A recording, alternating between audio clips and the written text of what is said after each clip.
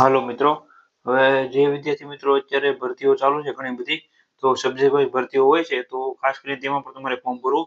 જે રેગ્યુલર ભરતીમાં તમે ફોર્મ ભરતા હોય એમાં પણ તમારે ફોર્મ ભરવું, અને સબ્જેક્ટ વાળી હોય ભરતી, જેમ કે અલગ અલગ ગ્રેજ્યુએશન ઉપર ભરતીઓ થતી હોય છે, તો એમાં ખાસ કરીને તમારે ફોર્મ ભરવું, કારણ કે તમારા સબ્જેક્ટનું પૂછાતું હોય છે અને કોમ્પિટિશન પણ તમારે ઓછું હોય છે, એટલે વહેલી તકે તમને જોબ મળવાના ચાન્સીસ વધી જાય છે. અહીંયા આજે આપણે ફરીથી એક ભરતી વિશે માહિતી જણાવું.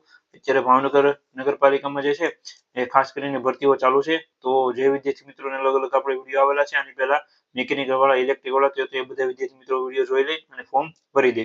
અહીંયા ભાવનગર મહાનગરપાલિકામાં જે એક ભરતી છે એના વિશે થોડીક તમને માહિતી જણાવો. કોણ વિદ્યાર્થી મિત્રો ફોર્મ ભરી શકે છે, અને જે છે કેટેગરી વાઇઝ ભરતી હોય છે, તો ખાસ કરીને ઓછી વેકેન્સી હોય 1, 2, 5, 10 જેવી, તો ખાસ કરીને તમારે ધ્યાનમાં રાખીને ફોર્મ ભરવું. કઈ માહિતી છે તમને જણાવું. જેમ કે અહીંયા લેબોરેટરી ટેકનિશિયનની આજે આપણે વાત કરવાના છીએ, એમાં કુલ ભરવાપાત્ર જગ્યાઓ 2 છે. હવે એમાં કોણ ફોર્મ ભરી શકે, પહેલા એ તમને જણાવી દઉં, પછી આગળની ભરતી વિશે માહિતી જણાવું. અહીંયા તમે જોઈ શકો છો અનામત જગ્યાઓ વિગત આપેલી છે. કુલ જગ્યાઓ 2 છે આ ભરતીમાં. બિન અનામત એટલે જનરલ વાળા માટે 2, સામાન્ય માટે 2 છે.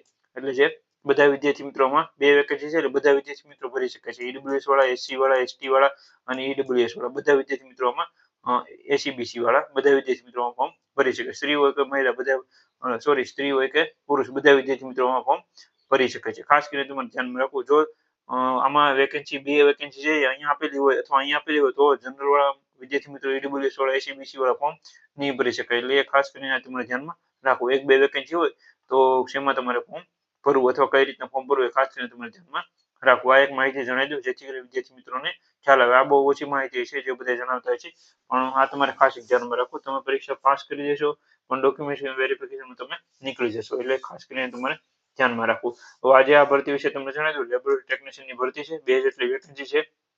શૈક્ષણિક લાયકાત એની તમને જણાવી દઉં.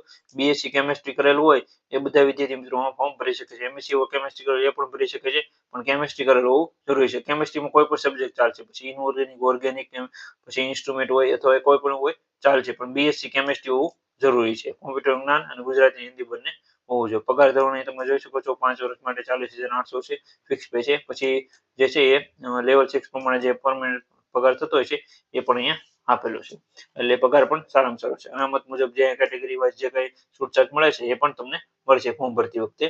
તો અહીંયા મેં જે આ વાત કરી, આ ખાસ એક તમારે ધ્યાનમાં રાખવું. અનામતની જે છે કોણ વિદ્યાર્થી મિત્રો ફોર્મ ભરી શકે કે ન ભરી શકે. અને બાકી જે છે એ તમને ફી જણાવી દઉં. બાકી તો આમાં બહુ એટલી બધી ડિટેલમાં માહિતી નથી આપેલી. ઓજસમાં ફોર્મ ભરવાનું શરૂ છે. જે વિદ્યાર્થી મિત્રો ફોર્મ ભરવા માંગતા હોય એ બધા વિદ્યાર્થી મિત્રો ફોર્મ ભરી શકે છે. શૈક્ષણિક લાયકાતની મેં વાત કરી લીધી. પછી અહીંયા જે છે એ અલગ અલગ ફી વિશે માહિતી ખાસ એક જણાવી દઉં, કારણ કે ઘણા વિદ્યાર્થી મિત્રો ફીમાં ઘણું બધું કન્ફ્યુઝન આવે છે.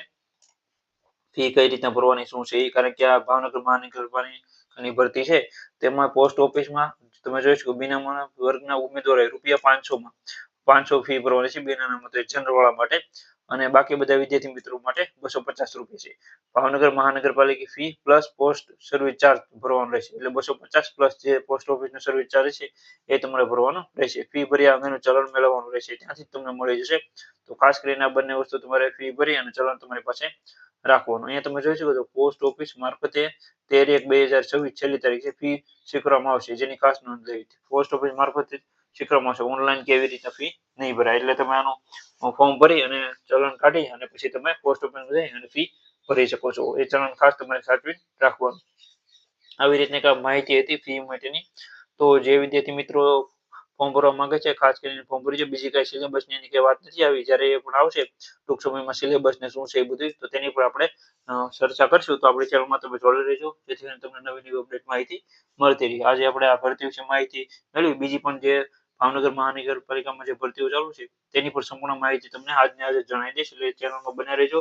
ન હોય તો ચેનલને સબસ્ક્રાઇબ કરી આપજો. વિડીયો ગમે તો લાઈક કરી આપજો, જેથી કરીને તમને નવી નવી અપડેટ મળતી રહી. બીજા કાંઈ પણ પ્રશ્નો નીચે કોમેન્ટમાં જણાવવા વિનંતી. Thank you.